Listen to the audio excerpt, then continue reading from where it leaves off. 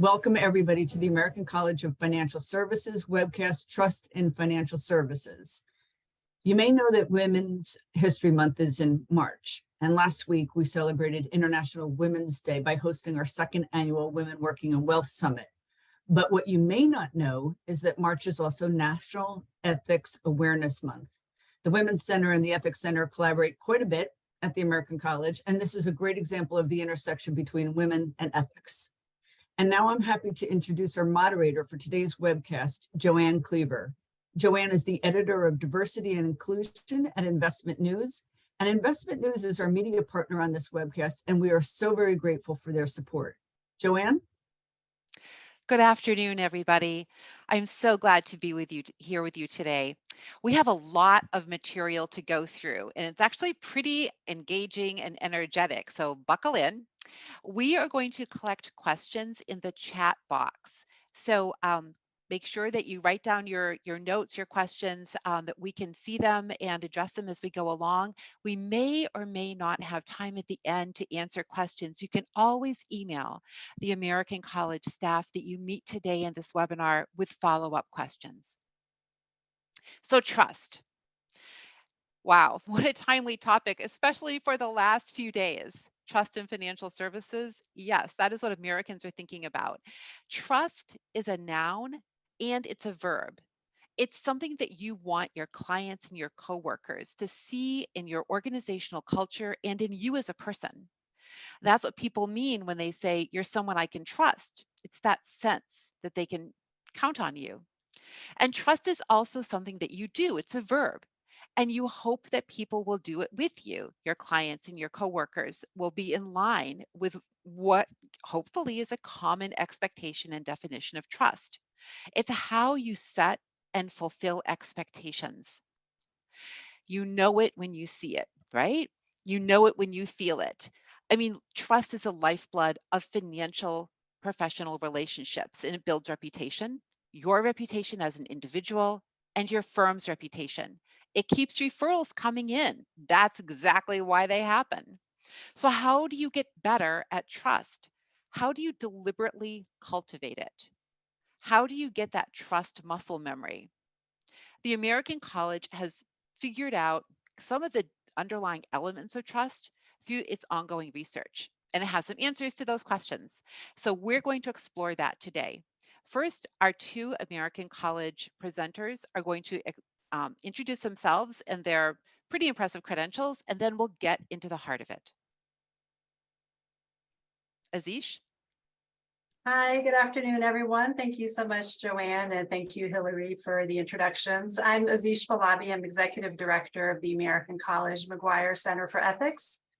In terms of introductions, I'm a lawyer by training, and after 10 years in law and compliance, including 8 as part of the regulatory infrastructure at the Federal Reserve Bank of New York, over time, I became intrigued with the fields of social science research and with leadership development. And one thing that I realized as a lawyer is that we often put in place rules or contracts that don't necessarily don't address the underlying cultural challenges that people and companies need to be able to advance ethics. So I wanted to get a better understanding of behavioral science and the psychology of relationships. And after my time at the Fed, I was executive director of an organization called Ethical Systems, which was housed at NYU and focused on the social science of ethics, which is part of what we'll be talking about today. I eventually found my way here to the American College, where I now serve as the 3rd executive director of the Center for Ethics, as well as an associate professor of business ethics. And it's such a pleasure to be here with all of you today. I turn it over to Domi to introduce herself. Thank you so much, Azish. Good afternoon, everyone, and thank you all for your attendance today. We're really excited about this session, and a thank you to our Women's Center colleagues for collaborating with us on this, and to Joanne for moderating.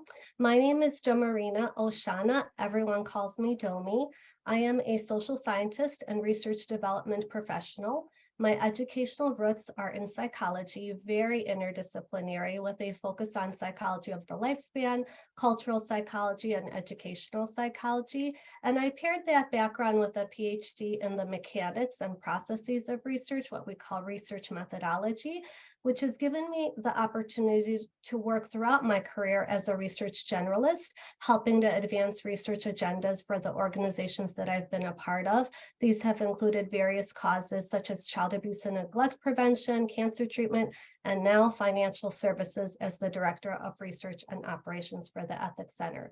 So for me, the common thread in all of it is it's all about using my research skills to improve human quality of life. Thank you. Well, that's a lot. Mm. You both have some really great insights from the research that you conducted together at the college last year about the dynamic of trust. And we're going to get into all of that in a moment. But you put wheels on it by creating a certificate program in the practice of trust. Because, of course, if trust is just theoretical, what's the point, right? So before we get into the guts of the research and how people can apply it in their daily work, let's hear about this course because that's where the rubber of trust meets the road of real life. Absolutely, Joanne. I like how you put that. High level, a few things about the certificate program itself. As you mentioned, we at the American College and the Center for Ethics, we focus on applied research. So after collecting this data and reviewing the academic literature, we wanted to be able to find an avenue and a path to put it directly into practice for students and for professionals. And we thought the best way to do this was through executive education. So we have developed a cohort-based certificate program. So it's for 10 to 30 individuals at one company that would constitute the cohort. And it's 10 hours of live classroom education. It's either in person or via Zoom. So we are available to do it in hybrid format. But I think it's important to be able to engage with people in a live format because we're asking people to bring their trust challenge to the class in order to workshop it. So I wanted to give you a bit of a flavor of the types of issues that we address in the certificate program and how we designed the course. In the first session, we talk about what trust is and how it works in a relationship. And I often like to describe trust as having a bit of a magical quality to it because it's beneath the surface of nearly every engagement. And in order to use its powers, we need to be intentional about the dynamics and the complexity of the relationships that we're in. So in this first session, we asked students to come up with 3 magic words that they associate with trust and 3 that they associate with distrust. And then to brainstorm situations where distrust can quickly manifest itself if the relationship is not properly managed. So this is a bit of an icebreaker exercise, but it's also a way for the cohort to begin to establish trust among themselves and with us as the facilitators, because now they're discussing vulnerabilities. And by focusing on the role of distrust in circumstances where they feel like, maybe it didn't really go exactly as I would have hoped and the dynamics didn't really work out well, we're giving them an opportunity to be able to be more open and address those vulnerabilities. And one of the things we'll talk about in this webcast is that what we know from the research literature is that trust involves 3 core elements: risk, vulnerability, and interdependence. And so by starting the class with this emphasis on vulnerability, we're putting students in a mindset that they're having an emotional connection with the topic and the research and ideally with each other as well. And I wanted to also mention, Joanne, that one of the factors in creating the program is that we've had a fantastic leadership strategy fellow working with us. Her name is Katerina Bulgarella, and she's a fellow with us at the Center for Ethics. And she and I have worked together for a number of years and have a strong trust-based relationship as well. And I think that you see that coming out in the high quality curriculum and the student experience. Well, I just want to say that as somebody who dreads all sorts of corporate events, I appreciate that this is a trust exercise and not a trust fall. Nobody wants a trust fall, right? Absolutely. So what did you each learn about trust exercise? The just the literal, the discipline almost like an emotional or intellectual discipline of exercising trust in the course of running the course. Like, how did the course make you each better at the topic of the course? Sure, I'll go first on that one. So for me, I learned two things, and these are not necessarily new lessons for me. They were really more reinforced lessons. And the first lesson was that the greatest trust building key is results. The second lesson is that trust has a lasting impact. And what I mean by the latter is that once you create trust, genuine character and competence-based trust, almost anything will fall into place. So I have a short story to share with you all to demonstrate how I learned these lessons or reinforce these lessons. Throughout the pilot, I played an operational support role. I helped both the program participants and the instructors before, during, and after each session. So for example, I was the person contacting students prior to each session to remind them about their learning goals, about reading assignments. I was also helping the instructors to set up the polls and create breakout groups to make the program more interactive and engaging. And so through these small actions, I created a track record of being competent and caring. And the pilot ran from mid-September to mid-November. Now, flash forward to early January, and one of the program completers contacts me to get support accessing his digital badge, certificate of completion, and information about his CE credits, all things that come with participation in this program. Well, I received his email right about the time I was out of the office navigating a family crisis. So there was about a week's delay in my reply to the students. However, when I was able to get back to the student, I committed to troubleshooting, and ultimately I got him the results he needed in short order. Not only did the student thank me for all my follow-up and assistance, but he also expressed that he really enjoyed the program experience, as he did with all his other, and I quote, American college adventures. What's more, he added that I could reach out to him if there's any way he could be of support to me in the future. I was just floored by this. I thought this experience demonstrated that results build brand loyalty, and that the trust accounts we build with others through our consistent behavior endure long after our work is done.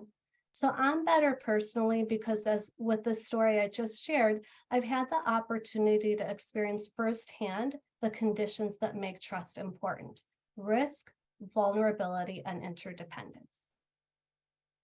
Thank you, Domi, for that story. It's really just brings to life with such clarity the process and the interpersonal aspect of building trust. And in my personal experience with the program, I was pleasantly surprised in terms of the topics that the students were bringing to workshop with respect to the trust challenge. And they were all systems level challenges in the organization. They were all about change management challenges, right? And so, for example, it was the evolution of a distribution and delivery system within the platform, or how to best communicate regulatory developments around fiduciary duty so that people are cognizant that it's in the best interest of everyone involved. There are multiple lenses that you can look at these challenges through, but the fact that they chose them as a trust challenge, I think, was really telling about the importance of collaboration in today's business environments, and thinking about how others will benefit from a process or plan before you go straight to changing a system or focusing on the numbers and thinking about what can I do from a step-by-step plan, taking a step back and working from the expectations of others back to what your actions are so that you can build trust. And this is one of the learning objectives of the course. I think that trust is at the core of all change. The program affirmed for me that one of the themes of our work at the center, which is that good management is good ethics.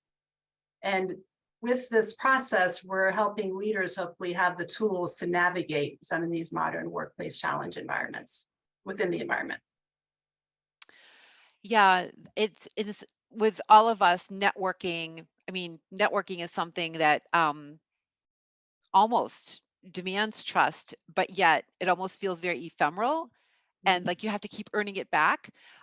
So I love these stories because they really illustrate how keeping trust as both a verb, something you do, and as a noun, a product or a process or result in a way, it kind of weaves in the trust as a dynamic perspective for our everyday interactions. And, here's what just happened here.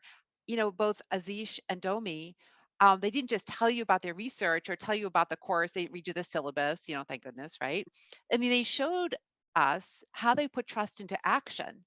And in the very process of leading a course about trust. So that kind of rolls back to these principles that they discovered through this research last summer.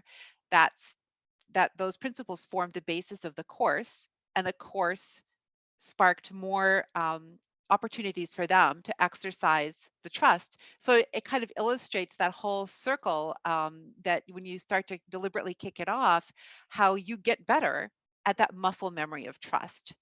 So you can get in on this course, of course. And the American College is going to provide information how, and then we'll talk about the research. Excellent. So I think that in terms of how to get in on the course, what I would say is that with the classes we've done so far, it's really important to have a sponsor. So identifying a sponsor within your organization that will see the value of this and be able to work with you to develop the cohort. What I'll say is that it's not always necessarily your ethics and compliance function, even though they do carry the flag of ethics within an organization. They're not necessarily the only partner that you can go to. And what we've seen with the ones that we've done, it is the head of the business unit, and often on the external stakeholder management side. So that's my one piece of advice, is to find a sponsor, but think critically about the role of that individual and how what we're talking about here and what we'll talk about with the research can help add value to that role. And the second is reach out to us. Domi and I are here and available to have one-on-one conversations with our broader community and help you develop that case for the work that you want to do internally in helping engage others around this topic. And it's ethics@theamericancollege.edu, and we have it in the closing materials that we'll share at the end of the session. So then how do you build credibility in your expertise if you don't establish trust with all that evidence that you've got? We're looking at an industry, well, we are, where the financial services, financial advisory industries are very much dependent on credibility and credentials, all these, the string of letters that people put after their names because they worked really hard to earn them, right? And hopefully if somebody will recognize what those letters mean and say, yes, I trust you. And it feels like oftentimes this industry or people in this industry just want to let those credentials speak for themselves.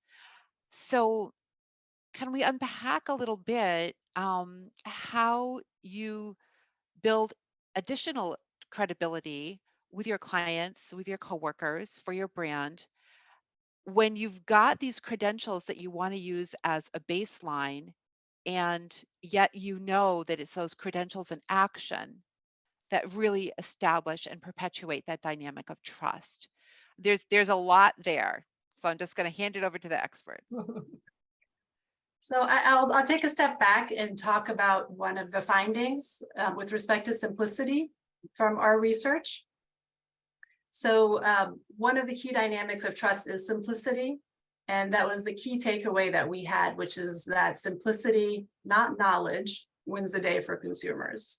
And so I think Joanne this gets to your question around the credentials and the letters after people's names, which are important because if we take a few minutes to consider this finding, it could be perhaps counterintuitive.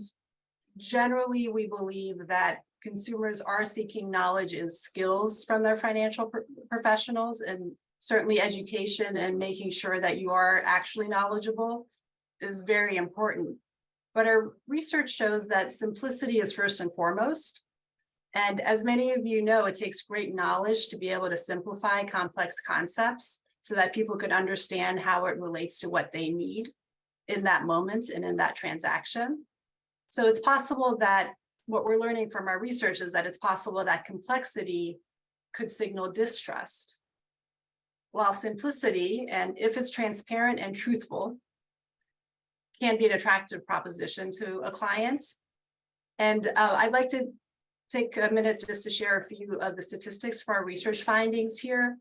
The consumer preference for simplicity and ease of use is so strong that, well, approximately 60% of consumers identified it as the top priority for them.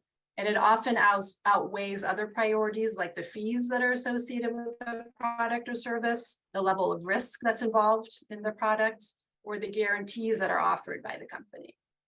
So if we take a minute to think about that, this importance of having enough knowledge and actually the opportunity to invest in translating that knowledge into applied findings for your clients is a really big value proposition that outweighs a lot of the other factors. Azish, what are your thoughts on this topic? There's so much to explore with it. And like you just said, Domi, it is counterintuitive, right? It feels, if I was an advisor, and everybody's glad I'm not, I would feel like I had to, constantly look for that sweet spot. So Azish, what are your thoughts on where that sweet spot is? So I'll just continue down in terms of the credibility piece of it, Joanne. I think that you can get ahead of this by in a client engagement by offering the pros and cons of a product to the client so that they're being educated and they also feel in charge to be the ultimate decision maker. So I think that's one strategy that the viewers can keep in mind. And also to take time to explain difficult concepts and offer suggestions, even about the products that maybe the clients don't ask about. I think that can help establish trust and credibility as well. So think of it as being an education partner to your clients. So certainly it is about making sure they're fitting into the best product for themselves, but that your role in simplifying complex ideas is an important factor in the trust building aspect of the relationship. And as we'll talk about later in the data, you will see that there are some themes, but there's some themes in terms of pathways of how people come to trust you, but there's no general overarching static human experience about trust. This is a big challenge for business, and another way that I'm saying this is that it's complicated. And what Domi will talk about when we talk next about values is around that complexity of human nature and how it shows up for different people, which means how it shows up for you as a financial professional when you're sitting across the table from a variety of different people who are your clients. Yeah, one of the other findings was that aligned values really build trust. And I found that really intriguing because we have so much discussion these days and so much debate about values-based investing, right? ESG is essentially a values-based investing. And this is where it all comes down to that critical conversation with a client who wants that simple, straightforward answer. How do I design a portfolio that at least largely aligns with who I am, what I think is important in the world? So what does that mean, aligned values build trust? Sure, I'll take that question. So I know the part of that question is, are our aligned values the same as having something in common with someone? And I have a short answer and a long answer for that. The short answer is no. Aligned values are not the same as having something in common with someone. Values run much, much deeper than commonalities. The long answer is that I love this question because it flashes me back to observing an in-depth interview that we had with a female consumer who also had low trust in financial services. And in our research interview with her, she said, and I quote, "You can hold the same values as me and still screw something up. Just because you love animals like I do doesn't mean that you're not going to steal my money." So in this female consumer's voice, we hear skepticism. Her remark underscores a key takeaway from our research, which is that consumers, and as Azish noted, hold complex beliefs about financial companies. We found that for 7 in 10 consumers, that's 67%, nearly 70%, alignment around values is a key reason to understanding the mechanics of consumer trust. So as we see it, today's financial services professionals need to know the consumer values that influence company use. And we think it's important because understanding consumers' values can help financial companies to build that trust with consumers. So as we recognize Women's History Month and National Ethics Awareness Month, both of which are opportunities to reflect on exemplary leadership and to reflect on lived values, I encourage our audience to visit the online insights guide from our trust research, which highlights key takeaways, and our team will drop the link for that into the chat. So once you get to the link, you click on it, you'll get to our site. It's a beautiful site that lays out key takeaways from our research. At the very top, there's several, I think there's 4 tabs at the top. On the industry overview tab, there's a bar chart that shows what we call our demographics of trust index. And this is a metric that helps us to track and trend trust over time. In this visual, you'll see that our research found consumers with a lower level of trust in financial services tend to have similar demographic characteristics. When the unit of analysis is the consumer, our trust index allows us to look at trust levels among consumers, for example, by low trust and high trust consumers, and to compare their demographics. So we've learned that consumers with low trust in financial services, they tend to be both older and younger. So we're talking about Gen Z and boomers. They tend to be female, they tend to be less educated, and they tend to have lower household incomes. So while low trust consumers tend to use fewer financial products, have fewer lower household incomes and lower assets, they also are more likely to have no loans or debt. And that suggests to us that their low trust may lead to avoidance. And again, we think this matters because the financial industry continues to think about how to manage the changing landscape of US demographics. So understanding these trends can inform efforts to close gaps in trust, to position financial companies as trustworthy to their consumers by acting on what is important to them when it comes to placing their trust in a financial company. So just as an example, financial companies can stand out as trustworthy to women by acting on what we call their differentiating reasons for trust. And these include, and I share these in order of importance, keeping their information private, resolving issues quickly, making it easy to access their money, avoiding unexpected fees, and treating them with respect. It sounds kind of elemental and also very lofty at the same time, right? Because Yeah. you have to earn that trust with every interaction. And a lot of that is honestly just really good basic housekeeping. I mean, scrolling back to what you each learned in the process of the course, it's those small touch points that reinforce, the relationship. And it just feels like that just can't be overestimated. Yeah, you can't overestimate it. That's the direction we're going in. And it also, hear you guys talk about this, it strikes me that, that TV show, The Office, and Dwight Schrute, is always like trying to build trust with his index cards and his notes on his customers, right? And he's always like showing up desperately, like, trying to say, hello, Mr., your son is in college, and has a birthday coming up in 3 months, that sort of interaction actually feels even worse than even Dwight could make it, right? Mhm. So is there a way to not be Dwight? Is there a way to build common bridges,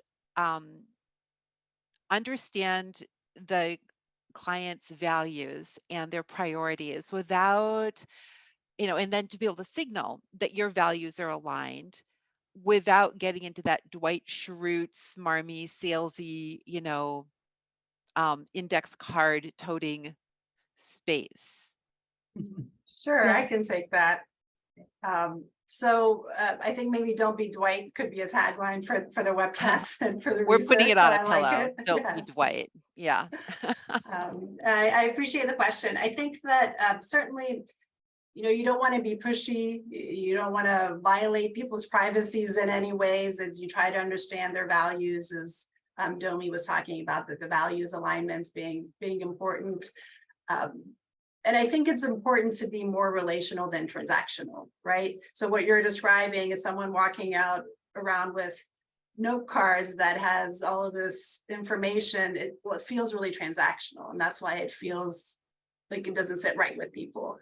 So developing true relationships over time, getting to know clients as people, not just as opportunities, seems basic, but you could see how it might go wrong in certain circumstances. Also, one of the important elements that we emphasize in our education programs is that trust is a two-way street. And for trust to be effective, it needs to be mutual, right? So Domi and I have both talked about these three factors: risk, vulnerability, interdependence. This is how we think about what defines trust. And if you don't have two-way mutuality in that relationship, if only one party is vulnerable or only one party is taking risks, then the other one has to take a bigger step towards you in order to establish trust. So how do you think about balancing that relationship more so that both parties of the relationship are working equally? And so this gets back to these concepts where, because the financial advisor, financial professional has more knowledge, they have more access in this dynamic, how do you demonstrate your vulnerability? How do you demonstrate that you too are taking risks, or that you too are interdependent in the success of this relationship? For example, how transparent are you around your compensation or the product payment relationships you have in the chain of products that are perhaps involved in that conversation or in that transaction? All of these things really matter as you think about these factors that we're talking about with respect to the psychological systems and processes involved. And on the surface, these elements may not seem to be about a person's values, but of course they do signal your values as a person when you're sitting at the table to engage in this relationship. It's signaling your values around integrity. It's signaling your values around your approach to ethics. And once you do signal that vulnerability and openness, it makes it easier for others to then engage in the relationship and to do the same. So one of the things, Joanne, if you don't mind, I might ask Domi to jump in and share a bit more about the values and the data that we found around it. It seems that there are different levels of values that we can see. And maybe Domi, if you want to talk about some of those deal breakers and some of the fairness elements, this might be a good time to share some of those statistics. That's good. Sure thing. Yeah, sure thing, Azish, and thank you, Joanne. Yeah, you're touching on values alignment, and I could certainly share what we found in our research. Keywords are when possible. When possible, consumers prefer to use companies, including financial companies that share their values. And in our research, we found that there's a spectrum of values that influence company use. These influential values include things like hot button issues, such as company contributions to social justice and diversity. It includes treatment of employees, community involvement, customer service, and honesty and transparency. There's also more mundane values, such as price, perceived value of a product or service, and the convenience of accessing money. While consumers desire values alignment, they're also very cognizant of trade-offs that they must make due to practical considerations, such as price, convenience, and lack of choice. So for example, sometimes short-term budgetary constraints or maintaining longer-term financial goals take precedence over core values like social justice and environmentalism. So much like the scenario that plays out with utility companies, it can be difficult for some consumers to completely avoid companies that don't align with their core values, as they may not be able to find the product or service otherwise. But one deal breaker for consumers seems to be instances where they see a company treating people unfairly. Consumers want companies to not discriminate and to treat all customers fairly. Some consumers will actively avoid using companies that they feel do not treat everyone fairly. At the same time, they acknowledge it can be difficult to completely bypass them. So again, we think these findings matter because understanding consumer values that influence company use can help financial companies to connect with and to build that trust with consumers. Yes, the whole discussion about fee transparency and the business model of financial advisory firms, and with so many types of products, services, it is really confusing for consumers. We cover that a lot at Investment News. We talk about it a lot in the newsroom because it's a challenge for us as journalists to keep our terminology consistent and to make sure that we are always asking the right questions, because it feels like the business models with different types of tools and technical structures and partnerships and the whole web of how you can design and build and grow a business in this category, it's always changing.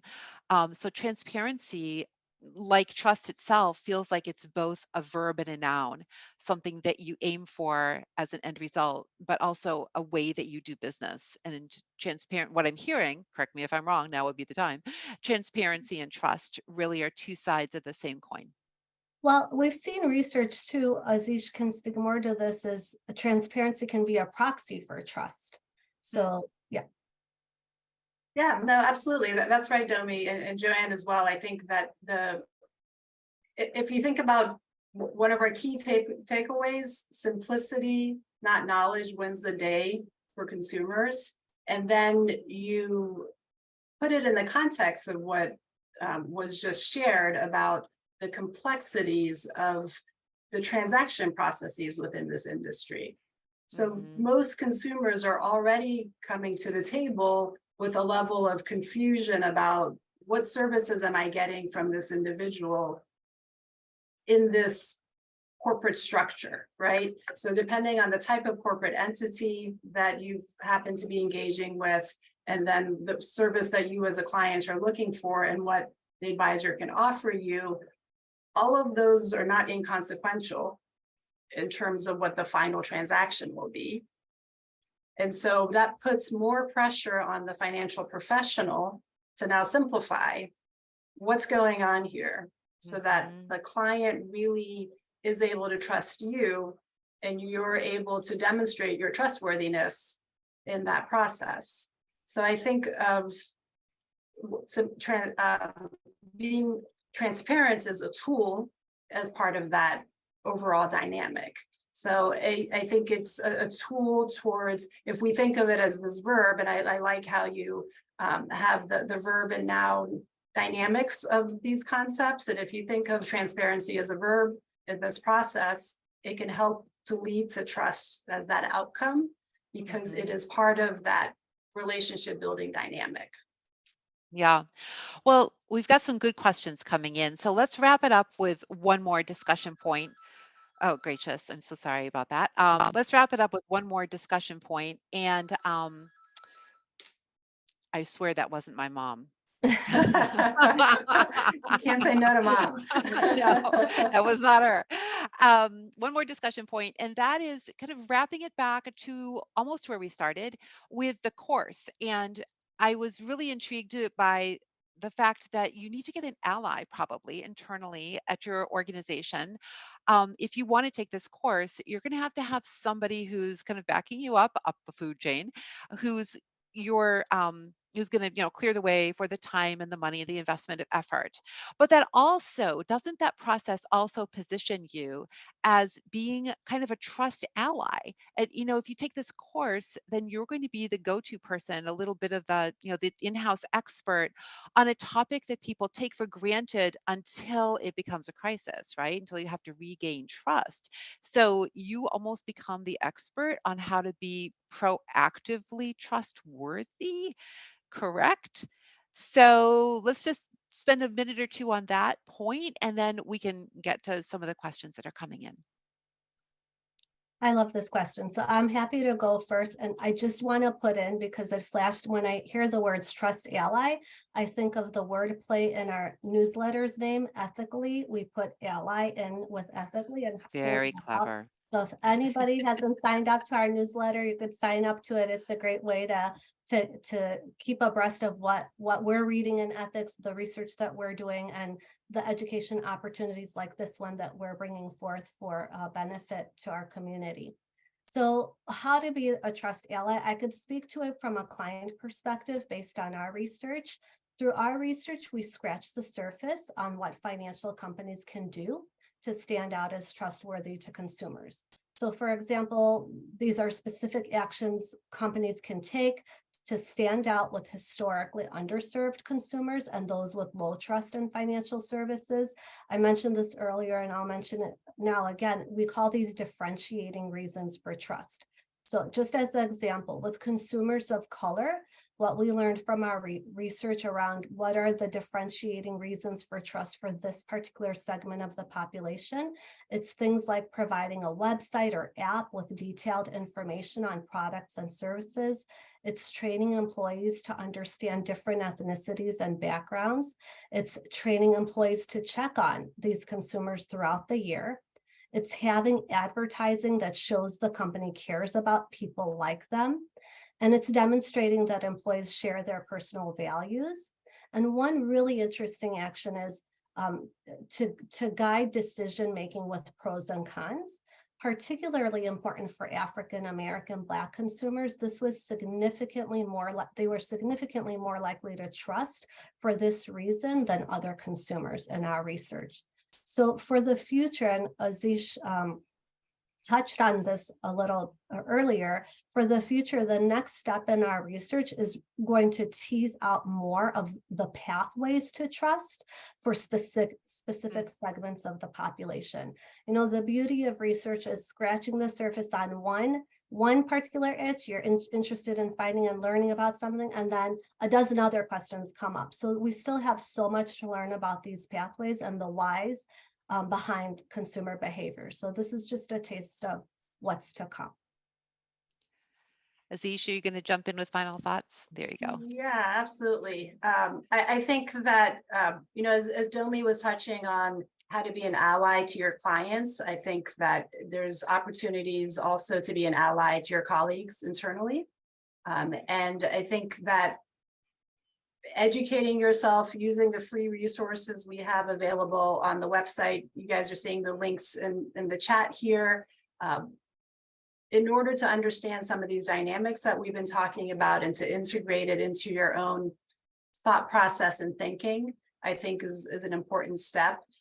We have in our research tab a paper around stakeholder engagement and trust, and we integrate this into our program where Katerina Bulgarella has developed a relationship balance model, which is one of the white papers that you'll see in that portal. So understanding what I was just referring to earlier about the mutuality of trust, how it's a two-way street, and reading in that white paper, for example, those elements and dynamics and how that might relate to the business that you're engaged in. And I think too that, I'll say a couple more things, Joanne. I think when it comes to the certificate program and putting together the cohort, again, it's important to identify other allies within the organization. And so to do two things. One is to try to find a sponsor.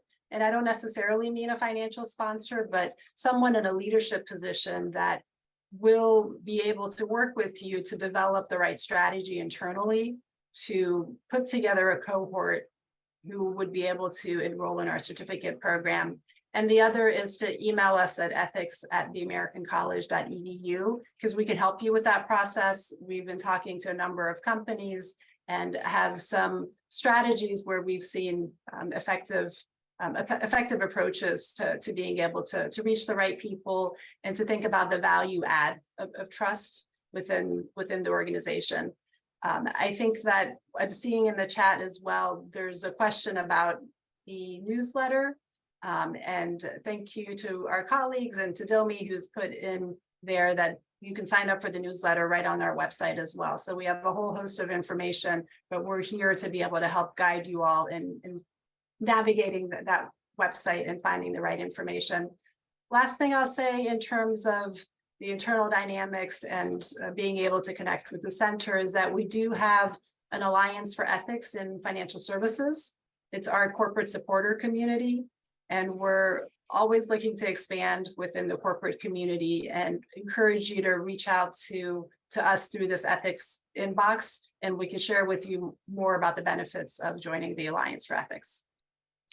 Honestly, this sounds like the best college experience ever, to have a handful of people that are really interested in this topic, and you get to share your stories. And then let me just say, I bet that the cohort that went through this course last fall probably got some pretty good strategies for like their whole life, like dealing with family, dealing with neighbors, dealing with kids. This strikes me as just an opportunity to, as a grown-up, like really advance in an underestimated skill that we all take for granted. So I don't know. Sounds like fun to me. Yeah, But at so any I rate, appreciate it, and certainly have. I think that there is a lot of parallels in personal relationships and how we take them over into the corporate environments, and then being able to use those parallels to blow it out into how the system is working, and thinking about it from the system's perspective. I also think about it as the way you put it, Joan. It's like being in that college environment where you're really able to learn from each other and benefit from peer learning. we can all have our Reese Witherspoon moments, right? That's right. And show up and bring a basket of muffins, to the study group. Okay, at any rate, now we've got a really good question here. When you're in the process of meeting a potential client, and you're trying to understand that person, why they're interested in maybe working with you as an advisor, are there any signals or tells or clues that that person might be a low trust person? So this is an interesting kind of inversion of the whole dynamic. Like, is there a way to, I guess, kind of eliminate or flag individuals that you might not want to work with and save everybody some time and effort? So I'll kick this off, and Domi, I want to invite you into responding to this as well in terms of what we're seeing in the demographics of trust. I think that ideally you wouldn't turn away a clients, you would try to flip them, right? So maybe you're seeing that there are dynamics that are demographic and otherwise that might lead to avoidance from that relationship, from the product, from the engagement overall. And I think that while we do see some elements that are going to lead to the likelihood of low trust, and I'm choosing my words carefully because of that complexity in terms of how people are showing up every day. There is no, I can't tell you these are top 3 things about humans that make them to be untrusting, right? It's just the research doesn't work that way. We are seeing that there are generational elements. So the low trust tend to be both older and younger. We are seeing that women tend to be low trust, those with lower household income, right? So there are elements in terms of what you might figure as, okay, well, if someone has less financial products, it might be because they haven't yet had a good engagement opportunity with a financial institution that allows them to build trust and to educate themselves on ways to protect themselves in a relationship and make educated choices for what they need. Domi, how would you think about this question?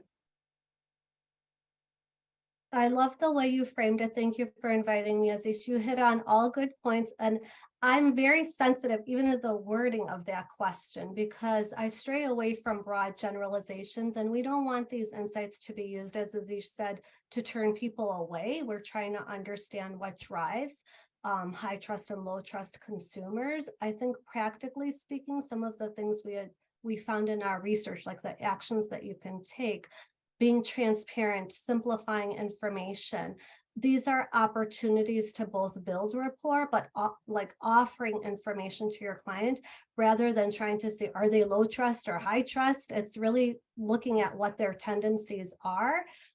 Sometimes you can see that, like if, as you said, in our research, the low trust consumers tended to be female, less educated, have avoid debt, lower household income and assets. So if you then look at what are the differentiating reasons for trust actions you can take with these consumers, giving them the pros and cons of information is helpful. These are, I think, ways that you can begin to build that trust and better understand what the consumer needs from you, or what your client needs from you. So it sounds like maybe a good way to approach that is to understand what their experience has been. If they've got, if they do fall in one of those demographic categories where they've had just literally used fewer tools and maybe manage their personal, the assets that they have very conservatively, they just literally might need definitions, bridges to understand, actually speaking of my mom, she would have fallen in that category. She came into a very substantial sum of money late in life unexpectedly, and she had a checking account and some CDs when she inherited this money. And my husband, who thank goodness has a background as an accountant, had to very rapidly do a lot of defining for her. So you just never know, what that combination of life experience and assets and potential could combine in any given client situation. Yeah, that's a really good point. It's flashing me back to observing our focus groups and in-depth interviews, where just even asking, help me understand your experience with financial services companies. Mhm. Even a general question like that is a good Yeah. way to build that rapport, to understand where they're coming from, and really listen to what the negative experience has been, if any, or the positive experience, versus leading with, so, what's led you to be low trust? Or not that you're suggesting that, it's Yeah, just the way right. I kind of read the question initially. Well, let's see if we have any other. Ah, we have. This is a good one. I love this one.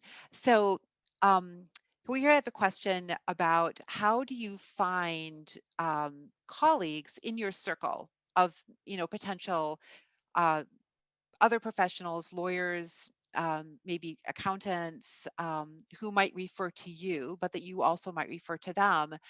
How do you kind of build a circle of like-minded uh, business, your referral circle, um, that kind of see things the same way, so that you can have you can be aligned within that referral circle. I love that, because then that is another layer of trust, is it not? That you're handing off your client or receiving a client from another professional whose ethics are aligned with yours. Absolutely. So this makes me think, actually, Hillary, at the Women Working in Wealth conference last week, this is a topic that came up among conference participants in one of the panels. And I think it's really important to be able to know that you're part of this broader team. And it's a consistent theme that I've seen within this community. So I invite you, Hillary, to jump in, because I think there are no magic answers to how to make this happen. But I'm going to go back to the relationship dynamics and being an ally around trust with your colleagues, and signaling to other people that it's important to you and who you are in the business that you're building, because then that'll help you attract the right other professionals who want to ally with you in the way that you're building your practice. And I think that by taking those steps in identifying your own values and signaling your values to others, it can then attract the right people to do that business. But I am curious what our other colleagues think. Well, it seems to me that we're taking ethics sort of out of the background. Everybody assumes, we're an ethical industry. We we work in the best interest of our clients. We're always doing the right thing. But maybe that's not true for everybody. And maybe people need more than just an assumption. And so maybe talking about it and putting it in the forefront and raising these questions and having these conversations about risk and vulnerability and interdependence and the things that you value, and find out what your clients value. I think bringing it out into the open and discussing it is always a good idea. Yeah, absolutely. Being intentional about it and finding those pathways to be able to signal who you are and what you stand for. And then bringing that transparency, as we talked about before, is one of the tools that you're using in the relationship. That really links back to another comment that just came in about just being aware that there are patterns, documented patterns within our economy and within our society, where demographics of people, for example, Black Americans, generally have a shared experience that is the truth, right, for many, many people in that community. So if a Black American says, I generally don't trust financial institutions, just this participant here is just saying, hey, there is truth in that, and we at Investment News, my position as diversity editor, it's literally my job to bring a variety of perspectives, understandings, lived truth to financial advisors and the investment community, so that there is an awareness and appreciation for the validity of those shared experiences. So maybe that's a good note to end on, that individuals bring their own experience, but then within our country, there are communities that also have a shared experience that each of us individually need to be aware of and operate in respect of. Well, I want to thank our panelists today. This has been an amazing, engaging, and very interesting take on ethics and trust in financial services. Joanne, Domi, Azish, you made this so approachable and so digestible and so real for our panelists. There's been some great comments in the chat, and we want to thank you. Thank you to Investment News. There's a slide right on now showing all of their upcoming events, and you can find out more at investmentnews.com. And again, I'd like to thank all of our panelists today. Thank you for joining us, everybody who joined us today. We look to see you at a future webcast at the American College.